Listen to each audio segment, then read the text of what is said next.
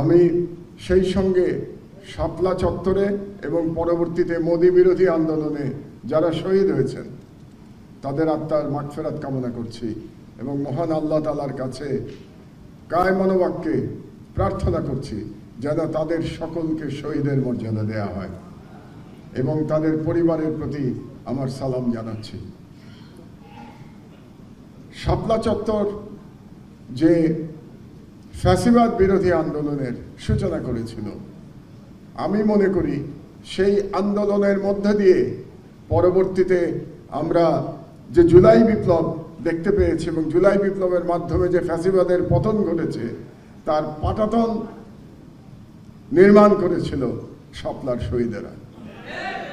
কারণ সেই দিন যদি শাপলার শহীদেরা তাদের জীবনের বিনিময়ে বাংলাদেশের ইসলাম এবং বাংলাদেশের রাষ্ট্র এবং বাঙালি মুসলমানকে হেফাজত না করতেন, তাহলে হয়তোবা আমরা 24-এর মহান বিপ্লবে আমরা জালিম ফ্যাসিস্ট শেখ হাসিনাকে পরাভূত করতে সক্ষম হতাম না। আমাদের স্মরণে রাখতে হবে যে এই যে আলেমদের বিরুদ্ধে যে জুলুম চলেছে দীর্ঘ 16 বছর ধরে, এর প্রধান কারণ হচ্ছে ভারতীয় আধিপত্যবাদ এবং ভারতীয় হিন্দুত্ববাদ বাংলাদেশে চাপিয়ে দেওয়ার জন্যেই আলেম সমাজকে নিশ্চিহ্ন করবার চেষ্টা করা হয়েছে। আলেমদের উপরে এরকম জুলুম করা হয়েছে 16 বছর ধরে এবং এই আলেমরা জেনে উঠেছিলেন বলেই আমরা আজকে আবার দ্বিতীয়বার স্বাধীনতা লাভ করেছি, আবার আমরা স্বাধীনভাবে বাংলাদেশে আমরা বসবাস করতে পারছি। সেক্ষেত্রে স্মরণে রাখতে হবে, আমরা সম্প্রতি দেখতে পাচ্ছি যে আবার নতুন করে ভারতীয় ষড়যন্ত্র বাংলাদেশে শুরু হয়েছে। এ সম্পর্কে আমাদেরকে সতর্ক থাকতে হবে। দুর্ভাগ্যজনকভাবে এখন যে ষড়যন্ত্র শুরু হয়েছে সেখানে সেনাবাহিনীকেও জড়িত করা হয়েছে। আমরা গত কয়েকদিন ধরে কিছু ঘটনা দেখতে পেয়েছি যেটা খুবই গুরুত্বপূর্ণ এবং আমাদের সতর্ক হওয়া দরকার। যেমন সেনাপ্রধানের একটি বক্তব্য চারিদিকে লিক হয়েছে যে তিনি নাকি একটি অনুষ্ঠানে জেনারেলদের মধ্যে বক্তব্য দিয়েছেন এবং সেই বক্তব্য আমরা যে সোশ্যাল মিডিয়ায় দেখতে পেয়েছি সেখানে পরিষ্কার দেখা গেছে যে তার যে বক্তব্যের সারসংক্ষেপ সেটা ছড়িয়ে দেওয়া হয়েছে ইচ্ছাকৃতভাবে সোশ্যাল মিডিয়া। কারণ তিনি যখন বক্তব্য দিয়েছিলেন সেখানে কোনো মিডিয়া উপস্থিত ছিল না, সেখানে সেনাবাহিনীর বাইরে কেউ ছিল না। তাহলে এটা উদ্দেশ্য প্রণোদিতভাবে তার বক্তব্য ছড়িয়ে দেওয়া হয়েছে এবং এটা ছড়িয়ে যদি দেওয়া হয়ে থাকে তাহলে ক্যান্টনমেন্ট থেকেই ছড়িয়ে দেওয়া হয়েছে। এখন আমাদের চিন্তা করতে হবে যে কি উদ্দেশ্যে এটা ছড়িয়ে দেওয়া হয়েছে। আমাদের মনে আছে এবং তার বক্তব্যে আমরা দেখতে পেয়েছি তিনি কিছু কথা বলেছেন, এই সরকার, বর্তমান সরকার সম্পর্কে তিনি কিছু উদ্বেগ প্রকাশ করেছেন। আমরা বলতে চাই, এই শাপলা চত্বর গণহত্যা যখন হয়েছিল, এই শাপলা চত্বর গণহত্যার মধ্যে যে সমস্ত সেনাবাহিনীর কর্মকর্তারা অংশগ্রহণ করেছিলেন তখন তাদের উদ্বেগ কোথায় ছিল? এবং আমরা দীর্ঘ সময় ধরে যখন বলেছি, লড়াই করেছি ফ্যাসিবাদের বিরুদ্ধে, তখন এই জেনারেলদের উদ্বেগ কোথায় ছিল? আমরা যখন বলেছি যে সেনাবাহিনীর এখানে একটা ভূমিকা থাকা উচিত, যে বাংলাদেশের স্বাধীনতা বিকিয়ে দেওয়া হচ্ছে, বাংলাদেশের মুসলমানদের উপর অত্যাচার করা হচ্ছে, সেখানে সেনাবাহিনীর একটা বক্তব্য থাকা উচিত, তখন জবাব দেওয়া হয়েছিল সেনাবাহিনী is a disciplined force. Disciplined force কোনো রাজনৈতিক বিষয়ে বক্তব্য দিতে পারে না।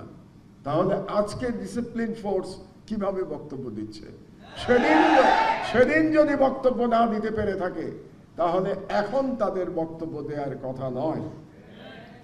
তারা দেখতে পেলাম সেনাপ্রধান একটা করিডোর নিয়ে তিনি তার উদ্বেগ প্রকাশ করেছেন। তার উদ্বেগের সাথে আমরা একমত। আমরা এরকম কোনো করিডোর বাংলাদেশে চাই না, সে ব্যাপারে আমরা একমত। এমন কোন করিডোর আমরা চাই না যে করিডোরের মাধ্যমে বাংলাদেশের স্বাধীনতা হুমকির মুখে পড়বে। কিন্তু এখানে একটা প্রশ্ন আসে, গত হাসিনার 16 বছর ধরে বাংলাদেশে যে ভারতীয় সাম্রাজ্যবাদের জন্য করিডোর দেওয়া হয়েছিল, তখন জেনারেল সাহেবরা কোথায় ছিলেন? এবং সেই করিডোরের বিরুদ্ধে কেন সেনাবাহিনী সেদিন গর্জে ওঠে নাই? একটা ঘটনার কথা আপনাদেরকে বলি। আজকে ব্রাহ্মণবাড়িয়াতে যারা মোদী বিরোধী আন্দোলনে শহীদ হয়েছেন, সেই সমস্ত শহীদের পরিবার এখানে উপস্থিত আছেন। এই ব্রাহ্মণবাড়িয়াতে তিতাস নদীর প্রবাহ বন্ধ করে দিয়ে সেখানে বাঁধ নির্মাণ করে ভারতকে করিডোর দেওয়া হয়েছিল, এবং এই করিডোরের বিরুদ্ধে ঢাকা থেকে আমি লং মার্চ করেছিলাম। সেই সময় বাংলাদেশের পেশাজীবী সংগঠনের আমি একটা নেতৃত্ব দিতাম। সেই পেশাজীবী সংগঠন নিয়ে আমি লং মার্চ করেছিলাম, এবং আমি কোদাল দিয়ে মাটি কেটেছিলাম ওই বাঁধের মধ্যে, ওই বাঁধ কেটে দেওয়ার জন্য একটা প্রতীকী হিসাবে।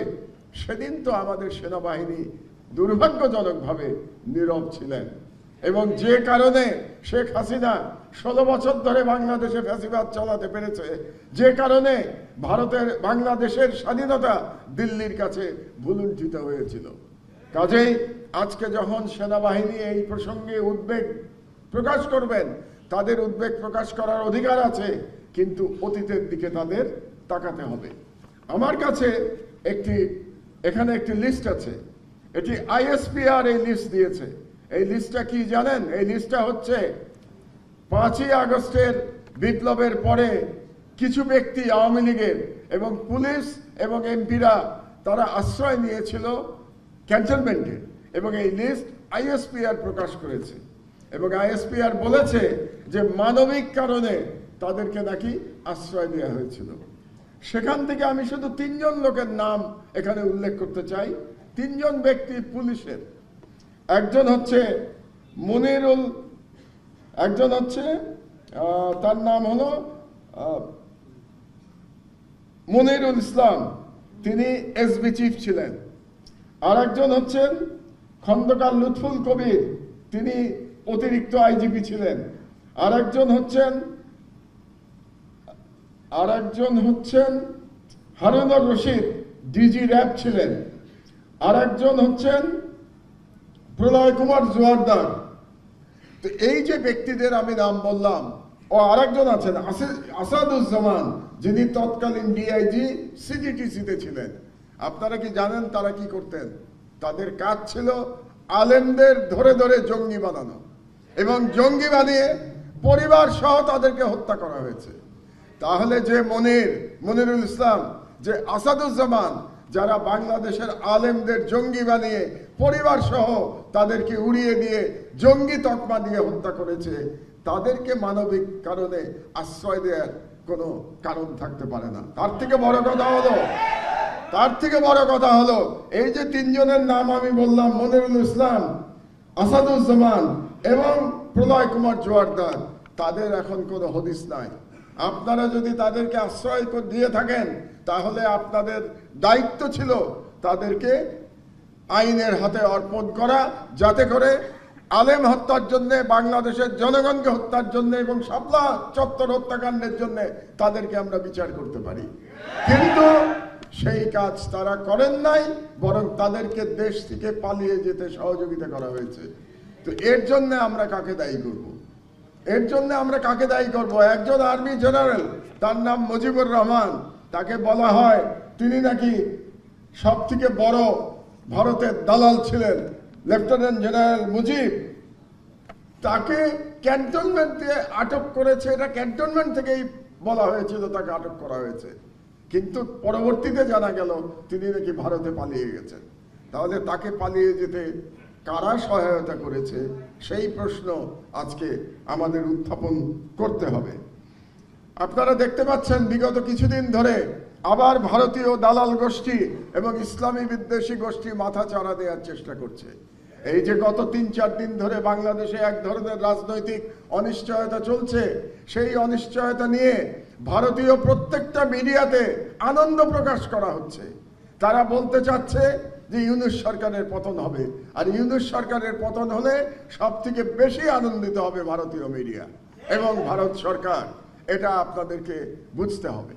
তার মানে বাংলাদেশে আবার ভারত তার হেজিমনি, তার আধিপত্য প্রতিষ্ঠা করবার চেষ্টা করছে, যাতে করে বাংলাদেশের 90% মুসলমান মুসলমানদের উপরে আবার ভারতীয় জুলুম আবার চলে আসে।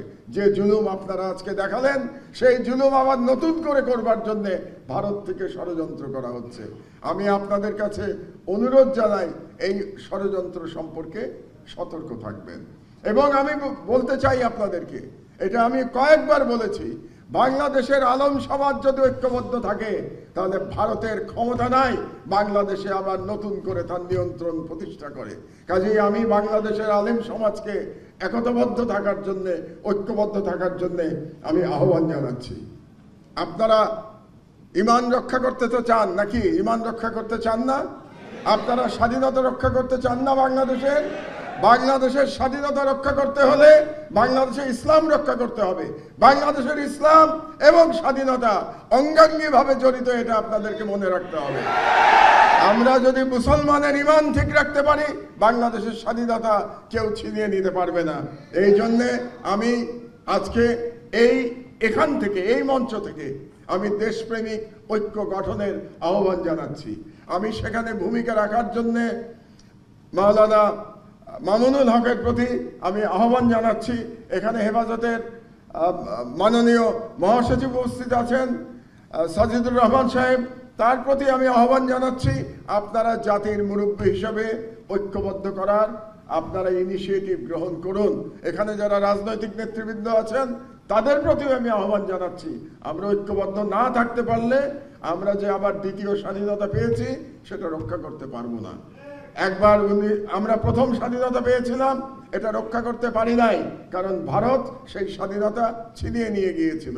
আমরা দ্বিতীয় স্বাধীনতা পেয়েছি, ভারত আবার এটা ছিনিয়ে নেওয়ার চেষ্টা করছে। কাজেই দেশপ্রেমের পরীক্ষা হচ্ছে বাংলাদেশের। আমি মনে করি ভারতীয় আধিপত্যবাদকে মোকাবেলা করাই সর্বোচ্চ দেশপ্রেম। কাজেই সেই দেশপ্রেম আমাদেরকে দেখাতে হবে। আমার বক্তব্য আর আমি দীর্ঘায়িত করব না।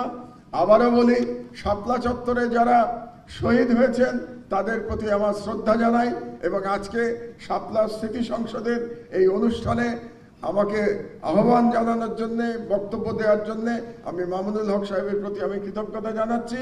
এবং আমি বলতে চাই, এই শাপলা স্মৃতি সংসদে মামুনুল হক সাহেবের পাশে থেকে আমি কাজ করব। তিনি যা যা করবেন শহীদ পরিবারের জন্যে এবং বাংলাদেশের এই হেফাজতের আন্দোলনের জন্য তিনি যে কাজ করবেন, আগে যেভাবে আমি কাজ করেছি, আল্লামা শফির সাথে যেভাবে কাজ করেছি, সেইভাবে মামুনুল হক সাহেবের সাথে আমি কাজ করব। শহীদ পরিবারের পাশে আমি থাকব, এই কথা দিয়ে আমি আমার বক্তব্য শেষ করছি। আল্লাহ হাফেজ। বাংলাদেশ জিন্দাবাদ।